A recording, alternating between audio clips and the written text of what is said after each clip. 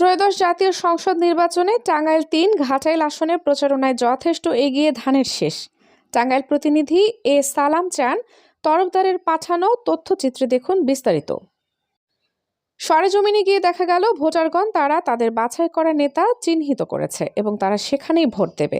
ভোটদানের অনুভূতিগুলো তারা ব্যক্ত করেছেন। ভোটারগণ বলছে, এবার আমরা ধানের শীষে ভোট দেব, কেননা বহুদিন যাবৎ আমরা ভোট দিতে পারি না। Advocate S M. ওবায়দুল হক নাসির, যিনি ত্যাগ অতিক্রম করে ধানের শীষের বিজয় নিশ্চিত করতে 17 বছর উনি মাঠে কাজ করেছেন এবং তৃণমূল পর্যায়ে একটি বৃহৎ ঐক্য তৈরি করে নির্বাচনের মাঠ তৈরি করেছেন। কাজেই ধানের শীষের বিজয় এবার কেউ ঠেকাতে পারবে না। ভোটারগণ বলছে, এবার আমরা ধানের শীষে ভোট দেব, কেননা উনি লোক ভালো।